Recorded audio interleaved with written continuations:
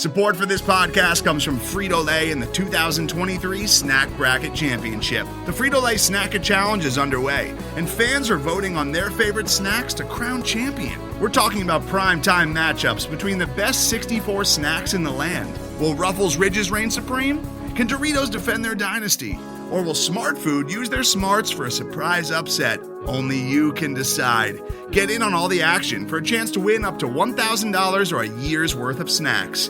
Let your snacks be heard. Just go to fritolaysnacket.sbnation.com to vote and enter for a chance to win. No purchase necessary. Sweepstakes ends April 3rd, 2023. Void where prohibited. Year's worth of snacks awarded in the form of 52 coupons, each good for one bag of chips. See official rules at fritolaysnacket.sbnation.com.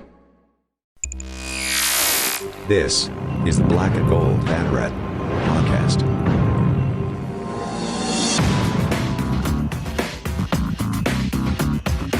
Now, here are your hosts, Jeff Sharon, Eric Lopez, and Brian Murphy. What's up? Welcome to the Black and Gold Banneret Podcast. Jeff, Eric, and Brian with you here on bye week. Our second bye week of the year. It's nice having this second bye week, isn't it? It's lovely how the pandemic has set this up. Correct, Jeffrey? You're very correct. I won't lie. Well, this is supposed to be the weekend when UCF Football is going to play FAMU.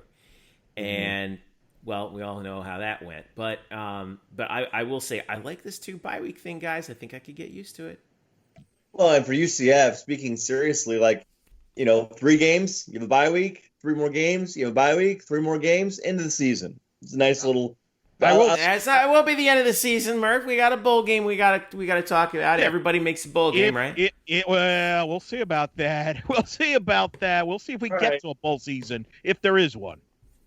Oh, there's going to be a bowl season, Eric. Anyway, we're going to talk about that. Listen, we're going to it'll be a relatively short show this week. We've got because of the bye week. Famous last words. Yeah, that's exactly. Keep that in mind 2 hours later. Right. Yes. We're not going to spend that much time on the Houston game, so that should help because that feels like Murphy, you were telling us just before we went on the air. This feels like a month ago, right? I mean, it was only like 5 days ago, but geez, Louise. I mean, lots happened since then. I really can't believe that game was only 5 days ago because in my mind it was a number of weeks ago. But we can definitely run through it. But I don't even know if that was this season or last season or whatever. Right. Well, no, I got a couple questions for you guys that I want to. Well, actually, one question that I want to ask for you guys. We'll talk about the how should we term this personnel moves on the defensive side of the ball. And a little bit later, we got some schedule news on men's basketball, some late-breaking schedule news. And what else? But apparently, Mr. Lopez has some baseball schedule scoopage that we need to talk about. So lots to get to. But let's first dive in with UCF football on their bye week and some Murph scoopage, a Murph bomb dropping a little earlier this week. Ew, I can eat it. After UCF's, let's just back up the timeline a little bit to just before the Houston game. It turns out, of course, it was right after we finished recording. Antoine Collier was reported to have been arrested on some pretty serious charges, including felony gun possession, third-degree felony, and driving with a suspended license. He did not make the trip, and then we find out Saturday morning, as UCF is getting ready to play Houston, that several other players did not make the trip to Houston on the defensive side of the ball. And then Murph, you just give me the TikTok here. What Saturday morning you're in Houston for the game, and then the video gets released by, I think it was Night News. Is that right? Correct. Nightnews.com basically releases all of the body cam, police body cam footage from UCF PD from all of the officers involved, the arresting officer, the supporting officers on the scene who were talking to Aaron Robinson, Brandon Moore, and Eric Mitchell, who were riding with Antoine Collier, but also the body cam footage of the officers who were dealing with the other UCF players who were basically witnessing the arrest from across the street. Apparently, there were 2 cars full of UCF players coming back onto campus, And once the second car saw that Collier and the others had been pulled over, they stopped and were watching from across the street. That group included Kenny Tunier and Randy Charlton. So all the video goes out. We're all watching it. And then, I watched the entire video from all angles. And then you're watching basically the pregame warm-ups, as we usually do, of like, okay, well, who's here and who's not here? And obviously we knew that Antoine Collier wouldn't be there. And then the defensive line group was like one of the first groups to come out and warm up. And hey, there's no Randy Charlton, no Kenny Tunier. You look at once they get in full uniforms. Hey, there's no Eric Mitchell out here either. And soon enough, right before the game starts, I get a notification from a source who says, here are the 5 players who aren't playing in this game. Kenny Tunier, Eric Mitchell, Antoine Collier, Brandon Moore, Randy Charlton. Brandon Moore obviously not playing, but he wasn't even at the game either. And no reason is given, no specific reason is given. It's not said whether or not they're suspended. All we know is they just are not here. And so it's kind of nuts because now you're like, well, we didn't know how UCF's defense was going to react with those guys against a really high-powered Houston team. Now they're without them, and then they go out and play their best defensive effort of the year. So big road win for UCF, who's now 4-2 in the 4-2 overall, and a 3-2 in the conference. Okay, so fast forward to after the game, Josh Heupel basically hints at a statement but doesn't really give anything much of substance in the post game. I don't think, Murph, right? And then, and then so fast forward to today, recording this obviously a day late, November 5th. Rather, this is Thursday, and Josh Heupel addresses the media. And before we go to the bite, what was the basic premise of the presser earlier today, Murph? Well, obviously, the basic premise was, Josh Heupel usually talks on Thursdays, even during bye weeks, but this one was, well, it had just been basically, reported through me and others that UCF has now dismissed 4 players from this team, and they are Randy Charlton, Kenny Tunier, Antoine Collier, and Eric Mitchell. And so basically that is the tenor of this conversation. It was mostly about, basically Heupel's reasoning, why he did what he did and asking questions about that. But we can go ahead and play Heupel's opening statement here. We can start with Heupel's opening statement. Before we asked any questions, here's what he had to say to us. When you're part of this program, for all of us here, there's standard and expectation that all of us have to meet. When you don't meet those, there's consequences to those. And, for a few of our young men, they no longer will be representing us on the field. It's a teaching moment for everybody inside of our program, opportunity for all of us to get better. Defines some of these young men today, but they still have bright futures and their tomorrow is still bright. We're going to continue to support them academically and with health services. A few of them are close to graduation. Want to make sure that we see that through with them and make sure that they are able to get that degree. So there's Josh Heupel talking about the expectations and the standards that are within this program. And as he says, when you don't meet those standards, there are consequences. But still also, it was nice to at least hear him talk about that just because those players are not on the team anymore, the program will help them academically. They want, Heupel wants to see them get their degrees. A lot of those guys are upperclassmen and they're about to graduate, and Heupel wants to see them graduate from here. So that was nice. And then really, we can talk about what Heupel said in these 8 or 9 minutes. I think the only other portion of this presser that I think people really need to hear is a question in which Heupel was asked what it feels like for him as a coach to dismiss players from his own team. Here's what he had to say to that question. Hurts that some of our players won't have an opportunity to continue to do what they love to do here and represent us. Hurts coaches, hurts players. It's your family. And so it's difficult. Not a good day having those conversations. Worst day as a coach. There's Josh Heupel basically saying that, doing what he did for those 4 players, the worst day for him as a coach. Now, you've heard those 2 bites. I will say to you out front, nothing else of note came out of the 8 minutes we spoke to Josh Heupel. A lot of questions were asked of him about, why he made this decision. Obviously, there were 5 players who were, for all intents and purposes, 5 players who were suspended from the Houston game.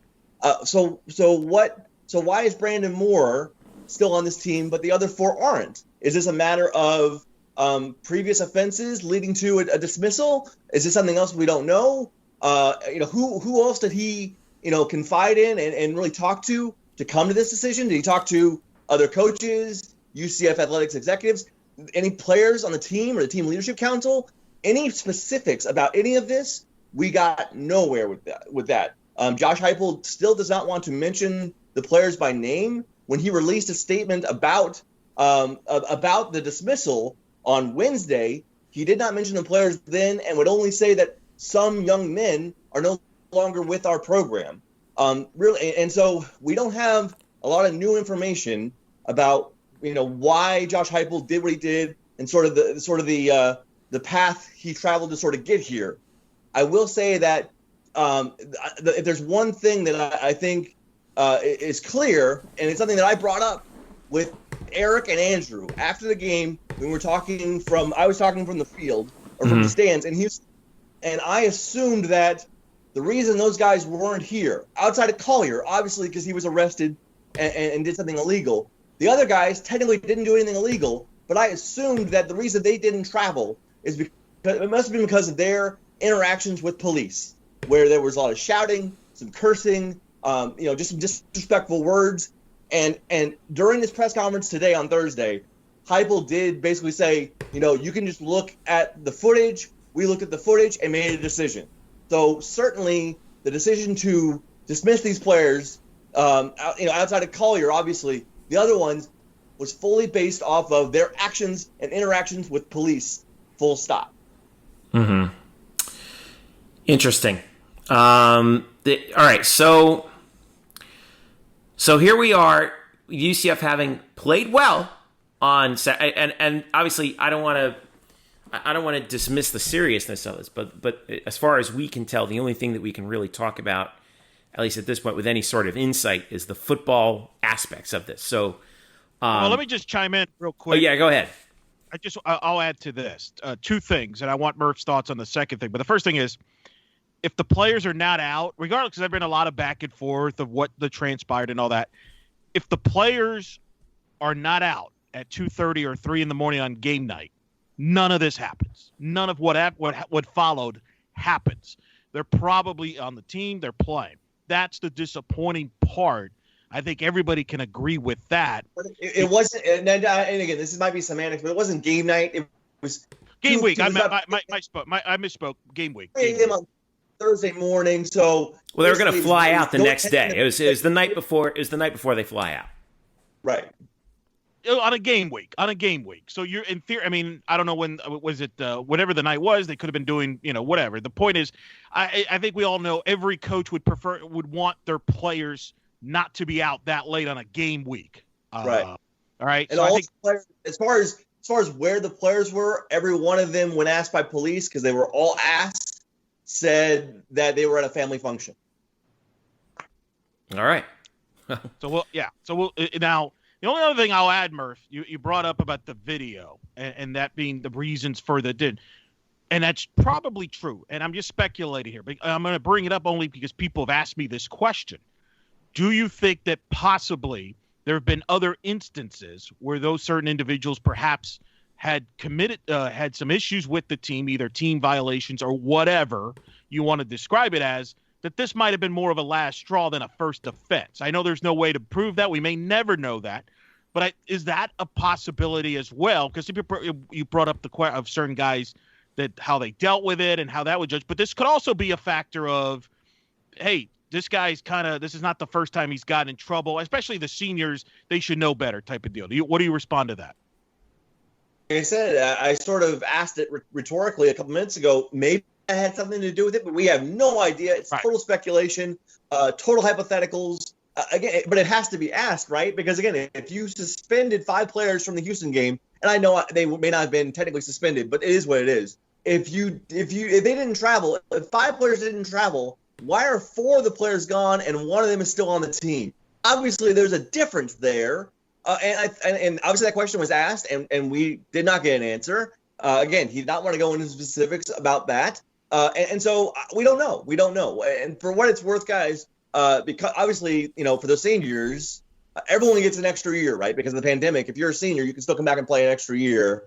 But I think it's pretty clear that there's not going to be anybody like there's not going to be fences mended. They're not going to come back. They're not going to be reinstated next season. And to that point, you've already seen Kenny Tunier announce on social media today that he's already in the transfer portal. Yeah. So these guys will probably all leave, and we'll see what happens with all of them. Obviously, I wish them the best of luck. I am of the camp that they made a mistake, and I don't want to legislate as far as was this the proper penalty? I don't know, because it's not my decision to make. And it really was probably only up to Heupel in the majority sense. But they made a mistake. We shouldn't crucify them. They're still young men of 21, 22 years old.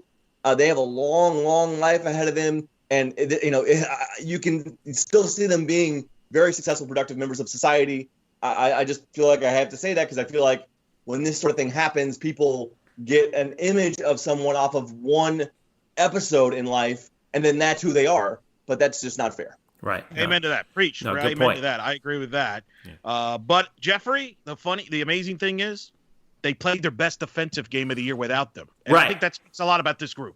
So that's where I want to turn our focus over to, at this point is we saw a defense that played really hungry after that first quarter where things were a little rocky. Surprise, surprise this year. Right. Yeah. The guys who played for the 4 guys who didn't make the trip, who were active, obviously Bam Moore also, but he's not playing. But they all contributed very well. So who Murph are the names that we are going to hear more of? I know Cam Good played particularly well, and by the way, our buddy Joe Broback also from Underdog Dynasty had a couple nice breakdowns of him. But who are some of the other guys who we're going to be hearing more of now with these with this group of 4 not around anymore? Well, obviously, UCF has been rotating their defensive linemen, throughout the game every week. UCF typically plays 12 defensive linemen in a game. At least that's what Shane Burnham wants to do. He wants to play somewhere between 12 to 13 defensive linemen every game. So without Tunier and Charlton, there'll be some familiar names that people have heard of because you see them every week. But Noah Hancock stands out, gets a sack in this game. You mentioned Cam Good, who I thought at defensive tackle, he's got that size where it's really hard to get leverage on him because he's not a very big guy, but he really knows how to move the pocket, get pressure in the middle of the field, which can really disrupt every quarterback's timing and reading the field. So he was really good in this game. Landon Woodson got a start and got a pressure. So I think in the front, those are the guys you have to see step up more. At the second level, where Eric Mitchell was and now is gone, Tatum Bethune gets the start here, gets 8 tackles, second most on the team, a tackle and a half for loss, and 2 pass breakups. Really fantastic. Great Obviously, game by him, yeah.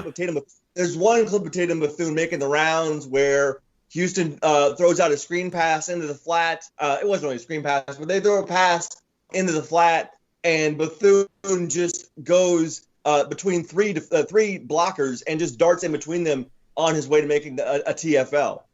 Really good way to just avoid contact and get get to the ball carrier the fastest way possible, the most direct way possible. Really good play by a really young player. And then in the secondary, we're going to see a lot more Derek Gaines. And Derek Gaines, led the team in tackles, which maybe you don't want from your safety.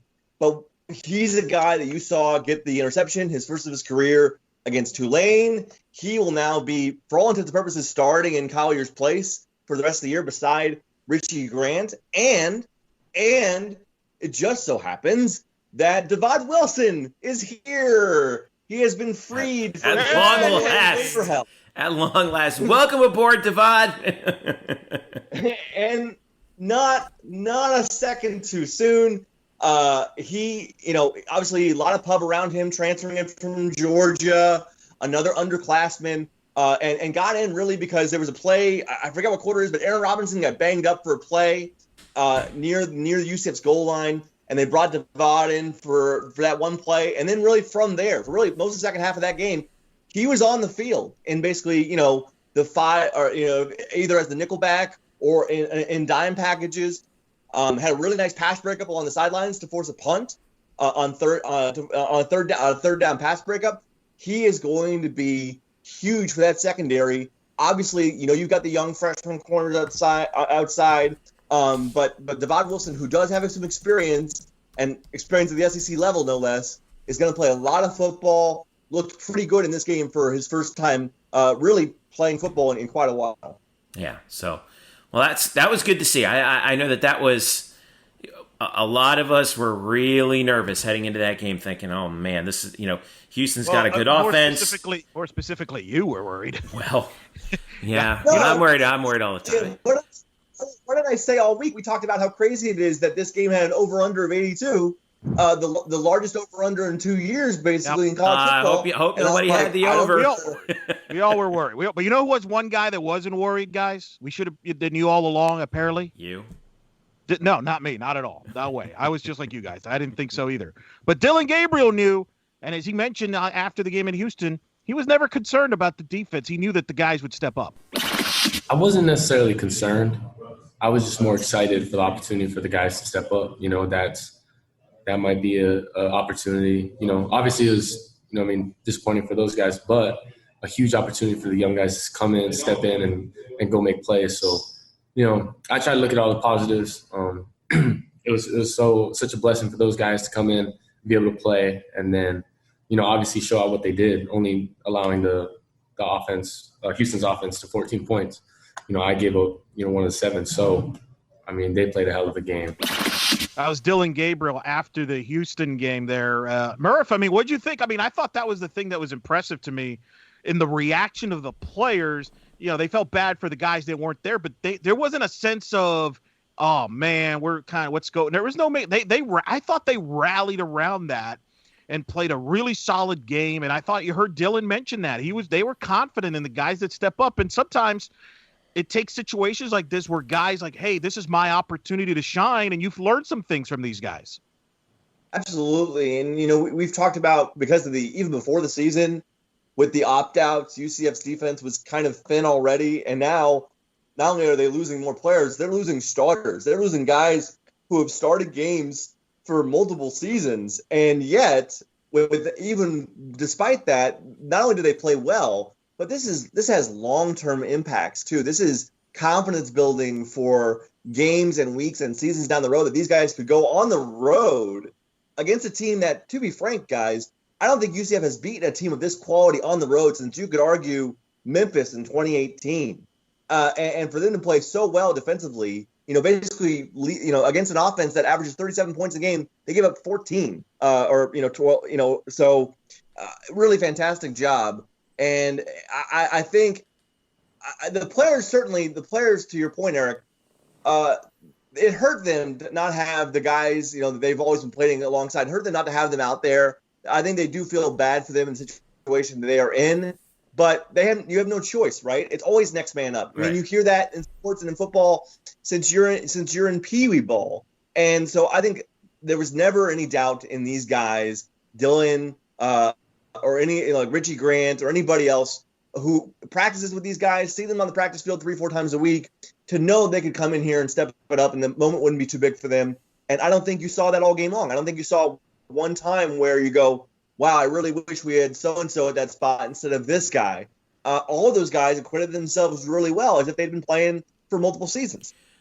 It speaks to, these guys' ability to I know this sounds like it's downplaying it, but compartmentalize it, right? I mean, we talk about all the time about the team chemistry and team camaraderie, and when you lose 4 guys, the guy I think of a lot as in particular is Eric Mitchell. He's a senior, middle linebacker, a lot of experience. He's gone, and obviously the other guys have, I don't mean to diminish their contributions to the team at all, but that's. Yeah, and Kenny Tunier is really seen as the leader on the defensive line too. So you're missing the leaders on the front two the front two lines of the defense. I mean, it's a huge loss. There's no on field. Yes, certainly a huge loss. So for those guys to step up the way they did against a good Houston team, and that is a good team over there, I think it speaks volumes as to, first of all, how well these guys are coached.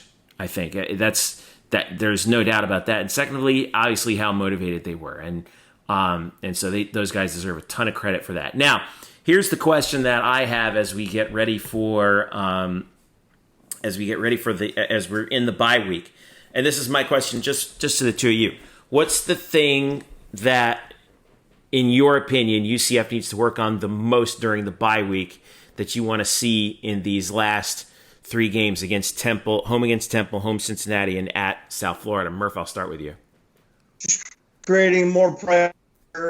Again, I thought it's funny that I say that because the last 2 games we've seen this team create the most pressure it has all season. But in Kenny Tunier, you're losing your best TFL guy for the last season and a half, and one of your best pass rushers in Randy Charlton. I mean, I know the stats may not be there for Randy, but he was a really, really skilled pass rusher. And so now without those 2 guys, plus obviously, you have to also include the guys that they lost due to the opt-outs and Kalia Davis and others. This is now a thinner defensive line. The guys are going to have to play more snaps than maybe they're used to just because there aren't as many bodies as there used to be. And can they still get the pressure with guys like Landon Woodson and Noah Hancock and Chris Deloach, Trayvon Morris, Brash, Cam Good, and others? That's really what you want to see now. Yeah. How about you, Eric? Brian's 100% right. So, I mean, that's the number one thing. I mean, you could argue special teams, but even special teams was pretty good in the Houston game. Heck, so I think that was a positive. But I'm going to go in a different direction here since Murph kind of broke that down very well. I want to see the continuation what we've seen the last 2 fourth quarters, which is UCF dominating the line of scrimmage with the running game and dominating the clock. Yep. I thought, and this might sound crazy, but I thought the fourth quarter of Houston was one of Josh Heupel's best quarters as a head coach play calling since he's been here. And you might think that's crazy. Like, what are you talking about? Basically, he just ran the football. Yeah, exactly. You know why I enjoy that? Because he didn't force, the passing game. It wasn't clicking. Gabriel was getting pressured on. He saw that the running game was working. It helped complement a defense he was noticing that was playing really well. And I think he was like, you know what? I'm going to shorten this game. I'm going to help my defense and give them a break. And I'm going to just dominate the line of scrimmage and run this down Houston's throat. And that's what they did. And I think, to be honest, if Josh Heupel was in a truth serum, that's the physical running game that I think he has been searching for, because people have questioned, man, he kind of gets conservative. He runs a lot. Yeah, they like the big runs. But I think deep down he knows for this team to be at that high level, top 5, top 10, play with the big teams. And I think he learned this in the Fiesta Bowl. You got to be physical. And I thought that team was physical against Houston. And I think that's his long-term goal. And I think you saw that on Saturday against Houston. I'd like to see that happen. I think they're going to get opportunities to do that against Temple when they play. And the reason I bring that up, because come November 21st, if everything goes well, they're going to face a team that loves to play physical. And if you want to beat Cincinnati, you're just going to have to be just as physical as they are. And I thought that was a big step there. What I saw here, not just that Houston fourth quarter, by him adapting to that, but we also saw that a little bit in the Tulane fourth quarter, and I think that helps your defense. 681 total yards for UCF in this game, 353 of them on the ground, 328 passing, and for the first time since, since Kevin Smith and Jason Peters, UCF had 2 guys gain 100 yards on the ground in the same game, Otis Anderson and Greg McCrae. Not to be outdone, Benno Thompson, who had 87 yards. So that tells you how good the running game was. And for Dillon, actually, it's funny how we talk about this like an average game for him. He was 19 of 33 for 328 and 2 touchdowns. Wouldn't you take an average day like that? No, you're right. You're right. But again, I thought Josh did a great job of managing the game and understanding what was going on, and he didn't force the issue where I think in the past he might have. So I thought that was a big moment there for Josh moving forward. But yes, with Dillon, for him, quote unquote, it's an average game. He's on pace, by the way, and this will be on blackandgoldbanneret.com in the near future. Dillon Gabriel, we're going to talk more about this, on pace for maybe one of the 3 greatest seasons that any UCF quarterback's ever had right now. Oh, yeah, no doubt. In a 9 regular season season too, which is unbelievable. Can I also chime in? Like, we talk about Dillon Gabriel having an average game. It was really just a function of UCF taking what Houston gave them. Because in the first half, Dillon Gabriel was rocking it, right? But Houston basically decided to do their best to take the pass away, and almost exactly like Tulane, dropping guys into coverage, leaving them thin up front, and UCF says, "Okay, we'll run the ball." And what do? They ran the ball really successfully, really successfully. It's amazing to me that this offense has the number 1 quarterback in the nation statistically right now, and just ran for 350 yards. This offense feels in the last 2 weeks this offense feels indefensible, and so it's going to be fascinating when they play Cincinnati, because this is a Houston run defense we talked about last week about being the best run defense in the American, and UCF shredded them in the second half. Yeah, that's the thing I think is probably the most intriguing about the whole thing is now it used to be it seemed to me like the book on UCF was that they were sort of a one-trick pony, especially the from the losses last year.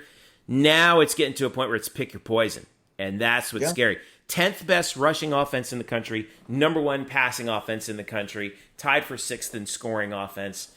That's, like I said, pick your poison. How do you want to get scored on this time, right?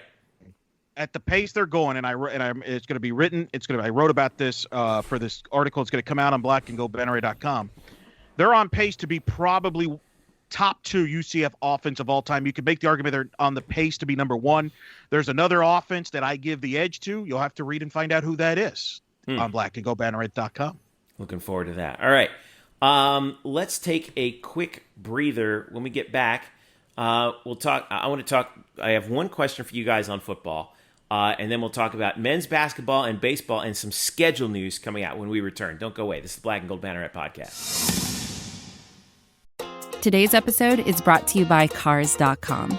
With over 2 million vehicles and 50,000 more added every day, Cars.com will match you with the perfect car for you, your budget, your life, your style. And if you're ready to say goodbye to your current car, Cars.com will get you an instant offer to cash it in. Just start by entering your license plate and get matched with a local dealer who will write you the check. So whether you're looking to buy or sell, just go to Cars.com. It's magical.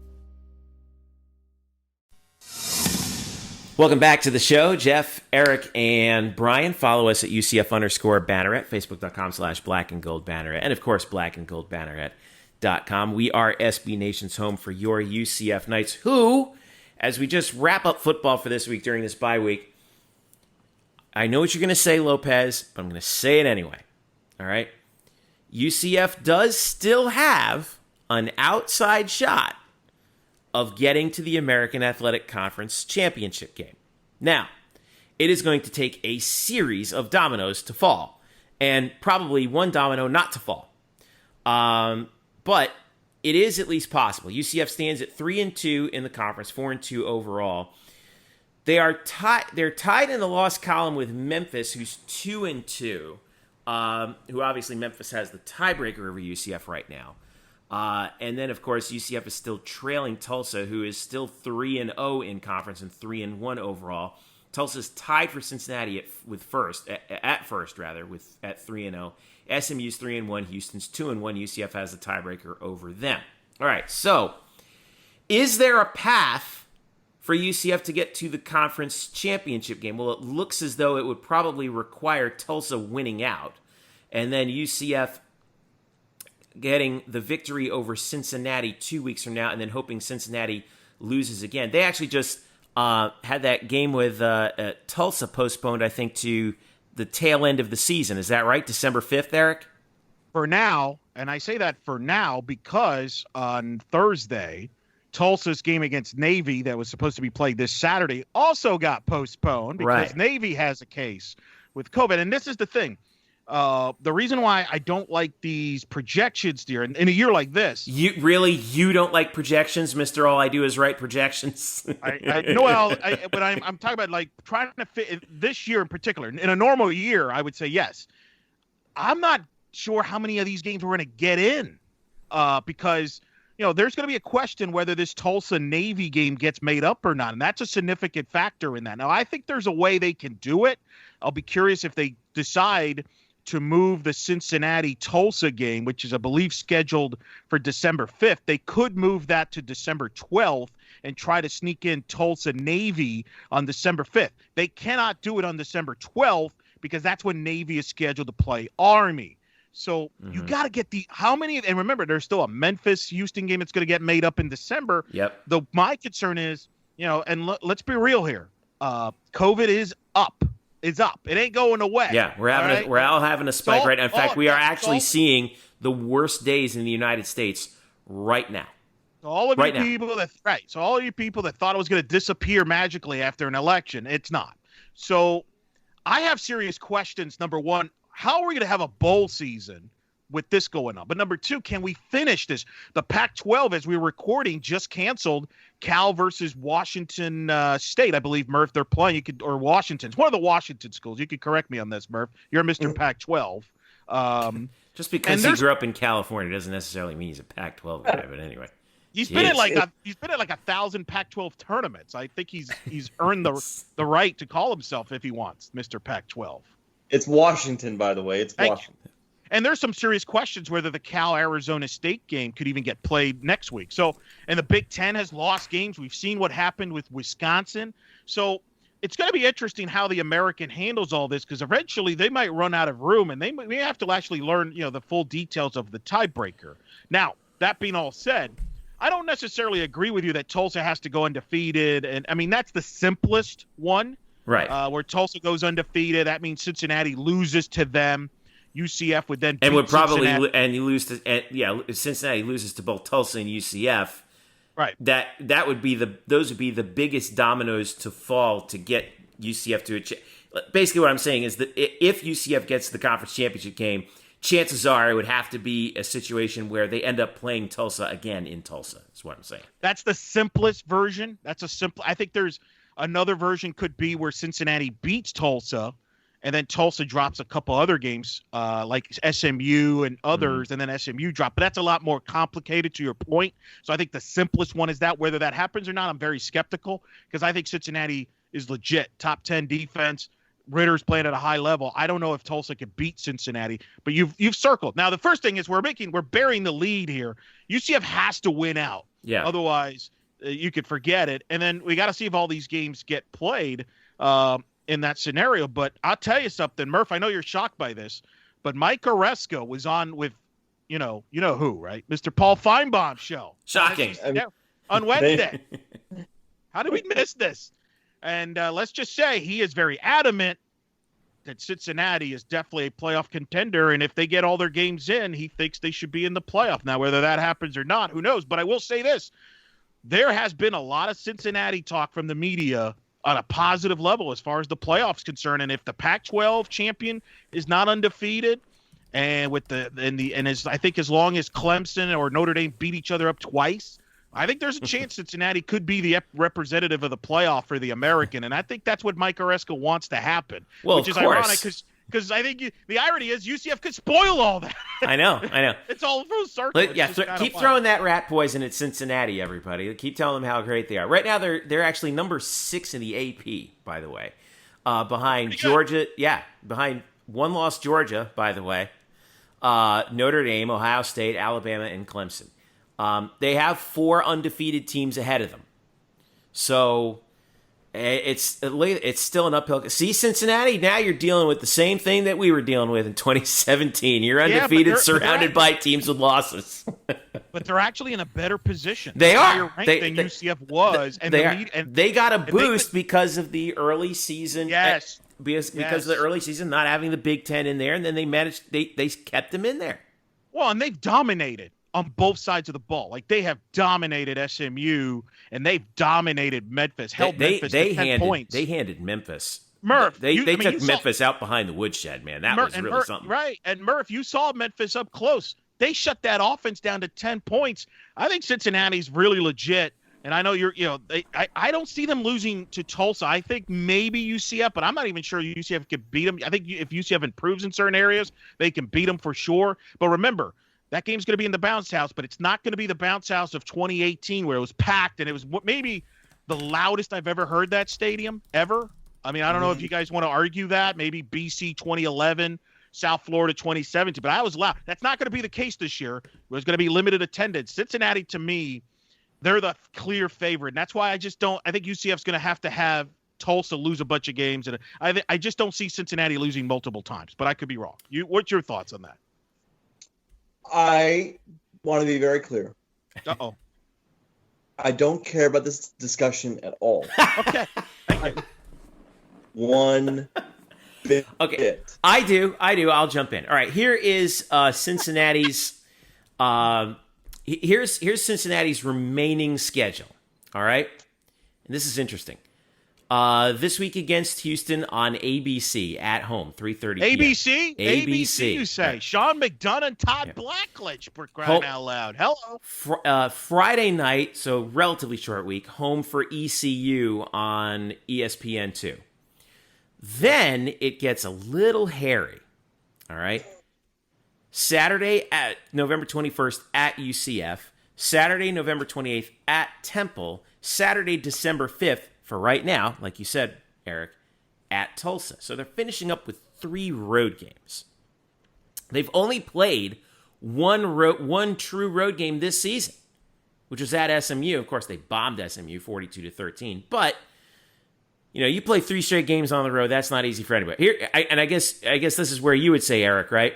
They get through that gauntlet, congratulations, you earned it, right? Yeah. So, I mean, that's the thing. I mean, and they're capable of doing that. And they're the type of team. I think they enjoy playing on the road with Luke Fickell. I mean, they were ready to go in that SMU game. Well, I don't think we have enough data points on that. We have only played on the road once. Well, no, this goes back to last year. They won some big road games to clinch the division. Remember, they're going to lose at ECU. No, they didn't. Oh, they're going to lose. No, they didn't lose that either. So, look, I mean, that's a couple weeks away. Obviously, we'll get more into detail in the Cincinnati game. I think UCF's the biggest threat, clearly. But I don't think Temple's a threat. And I honestly don't think, based on seeing both teams, I don't think Tulsa can even score on Cincinnati. Well, we may or may not get the chance to find that out, because here's Tulsa's remaining schedule. Mind you, they just had their game at Navy postponed. All right, that was scheduled for this Saturday. It has not been rescheduled. Not as of this recording. At least not as of this recording, right. Now, they may play it on December the 5th. We don't know. All right, so here's the situation remaining for Tulsa. They have 3 home and 1 away left to go. They're scheduled to be home for SMU, 7 p.m. ESPN2 on November 14th. Big game. They're playing Thursday, November 19th at home against Tulane. It's ESPN 7:30 kickoff. Another big game. Saturday, November 28th, that's the Saturday after Thanksgiving, they are at Houston. That'll be big. And then, like we said, for now, home for Cincinnati on Saturday, December 5th. And you were saying that there's a possibility that because of their game with Navy got postponed, they may move that game to. You're thinking that they could move that game to the 12th? I think that's their option. I think that's their bet. That's the only option. Because Navy is playing Army on the 5th. Correct. Well, no. Cincinnati's playing Tulsa as of now, December 5th. Navy right. Army's the 12th. Oh, okay. Never mind. So reverse that. So what I'm saying is move Cincinnati Tulsa to the 12th. Then you could play Navy Tulsa on the 5th. Remember, the American Conference Championship game is official now. It'll be December 19th. Mm-hmm. So you could sneak it in there. I see, and you look at that schedule, Jeff, I would argue that there's a more likelihood that Tulsa loses 3 of those games than going undefeated. I think there's a better chance they lose those 3 games. I think SMU's losable. I think Houston could upset Tulsa. Of the 3 teams they got to play, Cincinnati, SMU, I think the most likely upset is Houston knocking off Tulsa. And I think they'll lose to Cincinnati. So I think they could lose 3 times and be out of all this altogether. Wow. SMU, who no one seems to be talking about right now, is 6-1. They have 3 games on the road remaining and 1 at home. At Temple, November 7th at noon. That's this coming Saturday. At Tulsa, 7 p.m. ESPN2, Saturday, November 14th. Home for Houston, Saturday, November 21st. At ECU, November 28th. I see 2 potential losses there for them. Although I think they have an advantage playing Houston at home. I'm not saying that they will lose that game. I'm saying that is a losable game. It's a losable game, rivalry and all that. I think they're more likely if they're going to lose. I don't think they lose more than once. It could be at Tulsa. It could be to Houston. But I think they don't lose more than once. And me and Murph picked them to get to the conference title game before the season started. I'm sticking to that. Because I think they are one of the 2 best teams. I think it's going to end up being Cincinnati and SMU rematch. And then Houston this is what the Cougars have remaining on their schedule, at least as of now. Again, it seems weird saying all this is subject to change. No, it really is. They have the hardest road ahead of them yet. They have 5 games left on the schedule. We talked about the game at Cincinnati, 3:30 ABC this Saturday. No Peyton Turner for that game. And I don't know what the status is of Marquez Stevenson, who left the game against UCF with a hamstring injury, Murph. Is that right? I think it was an ankle injury. But yeah, okay. He did not play. He did not play beyond the first quarter, which you have to imagine did impact that game. No doubt. If he doesn't come back, they're going to have a hard time winning these games that we're about to talk about. All right, so Houston then after that, November 14th, they're home for South Florida. That's a layup. They're at SMU on the 21st. Going to be a tough game. Home for Tulsa on the 28th for now. And then at Memphis, December 5th. So I'm counting possibly 3 or 4 games that are toss-up games or certainly losable games for Houston, who's already at 1 loss in conference right now thanks to UCF. So they have a very tough road ahead of them. I think they're out of it. They're out of it. I think they're going to lose multiple games, if not all of those games, especially if they don't get a healthy Marquez Stevenson. I think they're a different team with him than without him, and I think we saw that Saturday. I think they're a spoiler. If you're a UCF fan, you're hoping for them to spoil Tulsa or SMU or Cincinnati or all of the above or some combination of them, right? Yeah. And then there are 2 teams that are tied with UCF in the loss column right now. We'll quickly go over them. Navy, of course, is 3-4. They have 3 games left on the schedule, at least as of right now. Of course, Tulsa postponed from this Saturday, so maybe 4 games. We don't know just yet. Hopefully we'll find out. They are home from Memphis next week, the 14th. They are at South Florida the 21st. And they have no games scheduled until they play Army on December the 12th. And in case you were wondering how good Army is this year, I'm pulling up their record right now. They're pretty good. They're 6-1. Top 25 in the polls. You know who their loss to was? Cincinnati. That's right. Yeah. Now, you have been like obsessing over the tiebreaker rules in the American. Did you ever figure that out? No. Okay, fair enough. And then Memphis... I'm not even going to ask Murph. It's a mess. We can put a link to it, and if you can figure it out and describe it to us in 2 minutes or less, congratulations. We'll actually have you on the show. Memphis right now is at 3-2, 2-2 in the league, and their remaining schedule, they have 5 games left. Home for South Florida, layup. At Navy, November 14th, not so easy. Home for Stephen F. Austin, non-conference game. That doesn't even matter at this point. Saturday after Thanksgiving at Tulane, harder than you probably think right now, although they should win that game. And then they finish the regular season home for Houston. So do you see, Eric Lopez, another loss for Memphis in here? I know that Houston game looks pretty tough, and I think the game at the Middies is going to be tough too, don't you think? If they could play that, Tulane. I mean, the thing is, Memphis has the worst defense in college football statistically. So when you have a bad defense, you're capable of losing any game. Okay. So I will say they have an easier road than all the other teams we just mentioned. They do, and they have to win out, which is bad news for UCF. But I'll just, and they have a history of really finishing season strong. But I'll say they'll drop a game somewhere. I don't know who, but they'll drop somewhere. Their only losses at SMU, at Cincinnati. Yeah.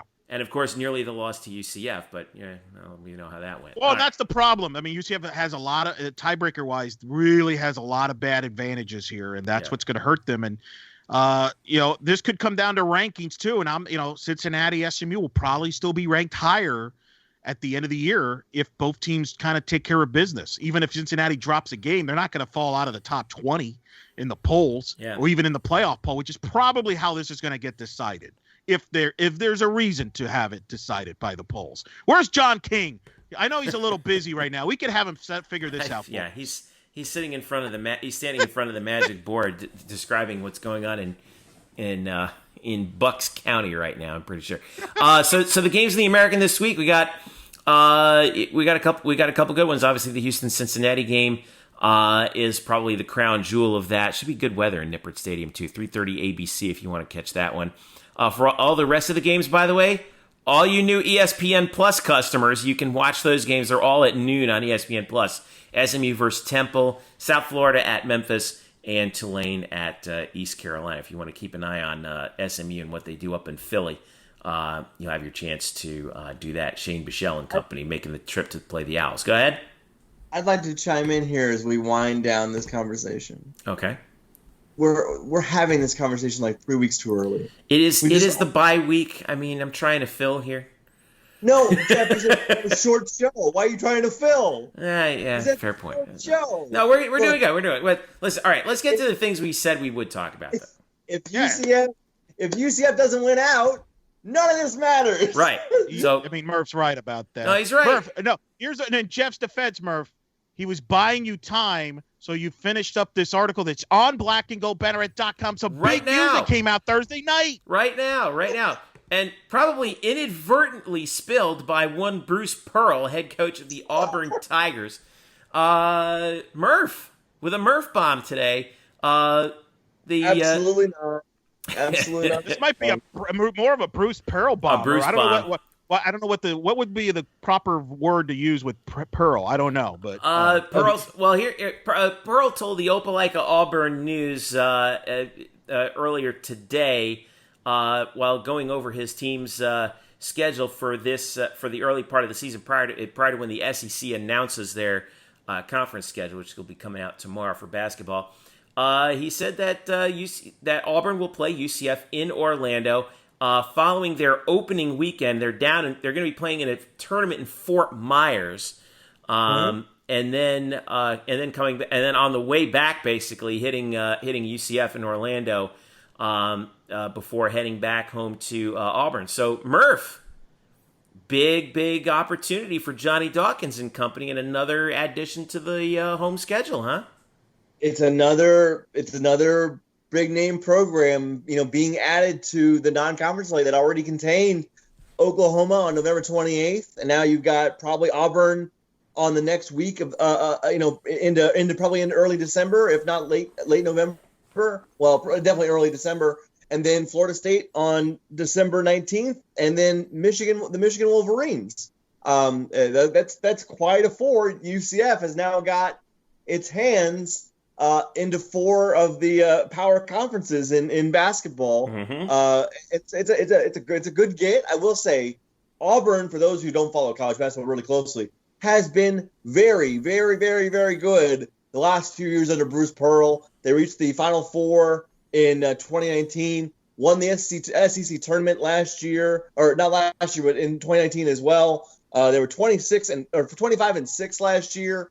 A really good team. I will say this year they might be having some growing pains because they basically lost their entire roster, a bunch of starters, a one and done guy, and a likely recruit who's going to go play in the G League instead of going to Auburn. So they're down a ton of guys. They're only bringing back about 14 points from all of last year's team. But Bruce Pearl's a good coach. Anybody who's watched him coach at Tennessee and he was at Milwaukee, Wisconsin, I believe, before that. Yeah, and Wisconsin, Green Bay, and took them to the tournament as well.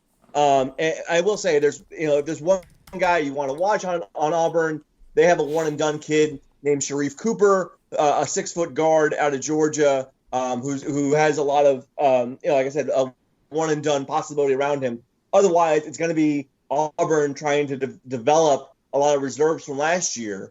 But we can look forward to that matchup later. The fact is, UCF now has, thanks to Bruce Pearl, has 4 really marquee non-conference matchups, and certainly more to come, because without UCF, being able to play in one of those multi-team events in Disney, because none of those events are being played this year, UCF needs to sort of scramble to pick up more games, and you can almost bet this game came about because Auburn was playing in this tournament in Fort Myers, which, by the way, that tournament in Fort Myers also includes Gonzaga and Kansas. So, I wouldn't mind seeing them here either. But it was probably a discussion. Like I would bet like either Johnny Dawkins called Bruce Pearl or Bruce Pearl called Johnny Dawkins, said, "Hey, I'll be in the area, or you guys will be in the area. Why don't we schedule something since you guys are here?" And that's probably how this all came down. And voila! Should call up the other schools and be like, "Hey, you guys want to come over too? hey, Mark Few, come on down." And like that, UCF has Auburn probably in early December. It's a cheaper flight to Seattle from Orlando than it is from Fort Myers, I'll tell you that. Well, and look, I think everybody's scrambling, right? In the scheduling right now, it makes a ton of sense. Hey, call somebody up. Hey, I'm in town. What do you think? We played a couple days. I think that makes a ton of sense. But credit to Coach Dawkins, though. Doesn't this show, though, the respect that Coach Dawkins has in this industry? Very much so. And Brian wrote about this on blackandgoldbanneret.com. Look at this schedule, and we're going to address. There's a question that was sent to us as soon as Murph posted the story from Chris Bogan about whether people could actually go to see this game. We'll address that in a second, but you got Oklahoma and Auburn back-to-back home games, going to Michigan, going to Florida State. Unbelievable job. Because I know people have asked about, is this just, I don't think this is just fluky, hey, we just are desperate for a game. I think there's a lot of respect for Coach Dawkins and the program as a result of what Coach Dawkins has done at UCF. And now you're seeing the fruits of that labor with marquee games being teams willing to come here for, to play here or play wherever. I think it's phenomenal. If you're a UCF basketball fan, which I am, and Jeff, you and I've followed this for a long time. We used to get excited that one year where Auburn agreed to play in Daytona Beach. Right. And then play Florida in Jacksonville or whatever, and that was it. Now we're getting marquee games with marquee programs with marquee coaches, and it's a credit to Coach Dawkins. I applaud him for what he's doing. Yep.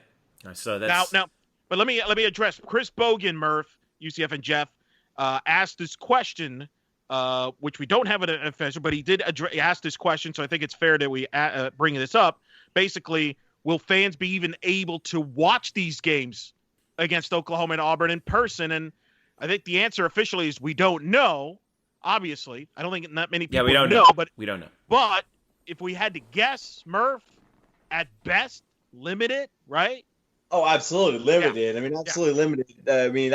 I'm not even going to throw out a guess there, but they will. I'm sure they will try to pack in some fans. I don't believe they'll be playing in empty arenas. Obviously, it's trickier because you're indoors. But I don't believe it'll be fully empty like the NBA. I think they'll have some fans there, but heavily limited. Yeah. Well, the other thing is obviously the COVID situation, as we alluded to earlier, is changing by the moment, and we don't know. Again, we don't know what date this game would be. We know that the Oklahoma game is set for the 28th, but that's 23 days from now. Right. This game is being aimed toward early December. Yeah. Basically. So we just don't know. We have no idea who is going to be there and how many. And I hesitate to even speculate. But anyway, no, right? Because nobody knows. We don't even know where are we, right? Right. So all right. So men's basketball schedule filling out. You know who else's schedule might be filling out here? UCF baseball. And now, Eric, you had a couple. You actually said that you had some scoopage you wanted to share with us because. The initial, Murph, you saw this too. It looks like we're going to be having 4-game series in the American this year for baseball, which I don't know, Murph. Maybe we should just get you like that RV you've been wanting for a while, and you just park out front of John Juliana Park, and you don't have to go anywhere. You just stay right there. I don't know. I mean, it's not like I hate that. I don't mind the idea. I want to say that yes, there's a possibility that we could have 4-game conference series this year, or really 4-game series this year throughout the season. But that is not set in stone. It's it's an option on the table for the American. But that was thrown out there by Kendall Rogers of D1 Baseball. But as far as I know, I'm not even sure what Eric is about to say. How do I not know this baseball information that Eric is about to say? Lopez, what do you got? No. Hit the music. Get some music. All right. Here's the Black and Gold Banneret breaking news stinger. All right. So to expand on what Kendall Rogers, D1, who we've reported, that the American, if they don't play a not normal schedule in the spring, they'll go with a 56-game schedule, 14 weeks, 4-game series, everybody home and home. I think they're going to still try to play non-conference. I have been told by people in the league that right now it seems the direction they are going to go with a 4-game conference series for baseball and softball. That's not done. It is not done. Votes, if we've heard this week, votes got to count. All right. So they got to vote. They got to count the votes. Count the votes, y'all. Count them all up. We can't just stop the counting. We can't do it without, So the coaches got to vote on this. But the thinking is that baseball and softball will have a 4-game conference schedule, because even if you do play a non-conference schedule, you're probably going to be limited on how many non-conference games. Because, for example, guys, as we know, who does UCF baseball usually schedule, as an example, year-round? Our friends from Siena, right? Correct. Well, there's a problem. They're in the Northeast. The odds of Northeast schools coming to state of Florida, which a lot of Northeast schools do, are pretty slim right now. Yeah. So you're going to lose some games like that. So I think there's a very strong possibility. Plus, Murph, as you know this, from a baseball, and Jeff, you've covered the league as well. The league is a top 5 league. So the thinking from the league's perspective is your best chance for postseason and success is, hey, your best games, instead of trying, losing those marquee some games in the non-conference, you'll make it up by playing the tough competition in the league by playing 4 games. That would be if they're able to keep a non-conference schedule and not do what Kendall, and I think Kendall's report is more of a, well, we got no other options type of scenario, which could happen. That would be, 28 conference games played, because there's 8 teams in the league in baseball. Keep this in mind. Softball is only 7 teams in the league, because remember, Connecticut is out. There's other schools that don't play softball, like Tulane and others. So softball would be 4 games short. I don't think they're going to just agree to a conference only, because they're going to be short on games. They're going to want to add some games, and I think they will. I think you're going to see it. Softball is unique because, for example, I would not be surprised if a UCF would play Florida, who they play every year anyway. Maybe they play a doubleheader instead, or Florida State. That's all speculative. So they can make up games easier than baseball can. I think baseball is more worried about, how do we make up all these games? I think that's going to be interesting. And Murph, you and I have talked about this. It'll be interesting how they schedule this.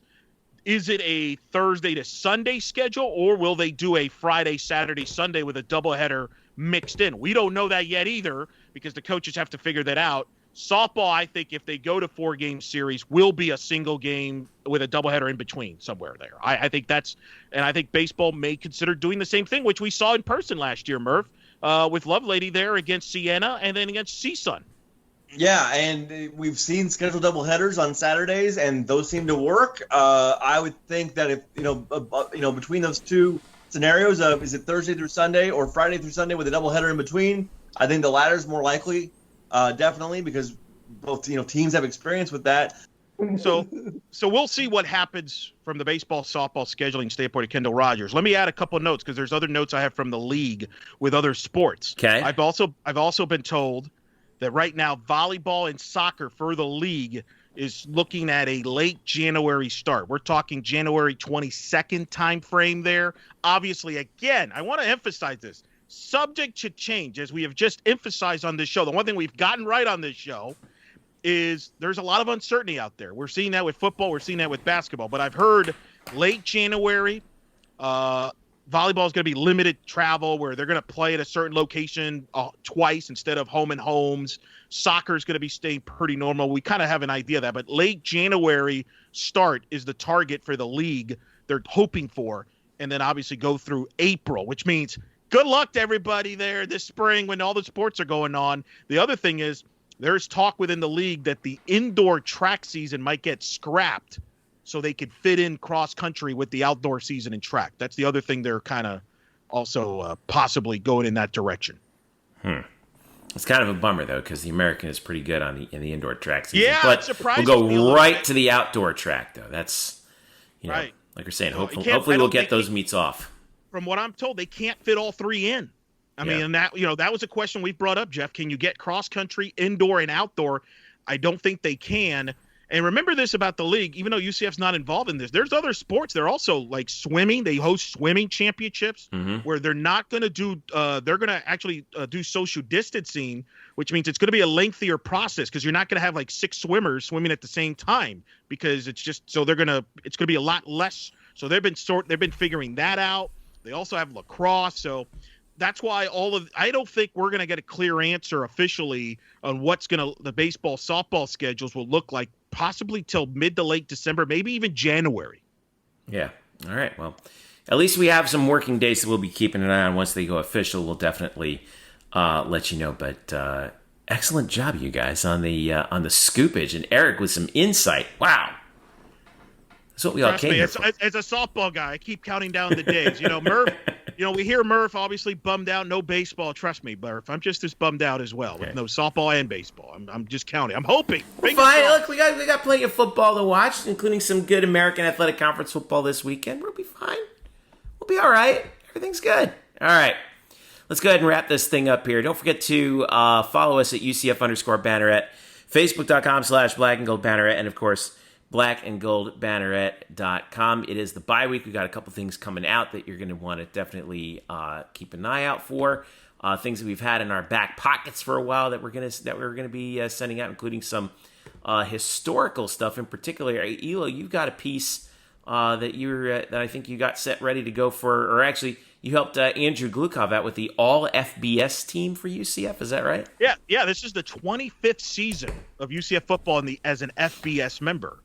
They started in 1996. So we got some. There are some folks in our audience who are like, "Oh my God!" Yeah, tell me about it. So Andrew's done a great job. He's got an all FBS team. I have a list of the top 25 games in FBS history coming out soon as well as the article I teased earlier about is this the best UCF offense of all time? I break down some of the achievements that UCF is on track here in the next few weeks to try to chase down, which is fascinating as well. So that we're working on all that. Murph mentioned this earlier.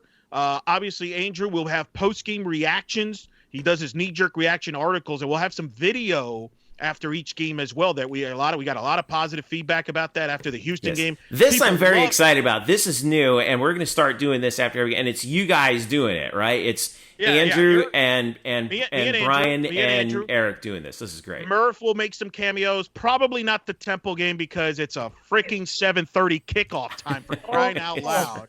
Oh man, Murph, I feel like I feel like your rant a couple weeks ago, Jeff. You weren't here when you were off. Murph went off on a rant about wanting early start times for the rest of the year, and I feel like the league just heard that and just decided to screw him. Again, we go through this every single season.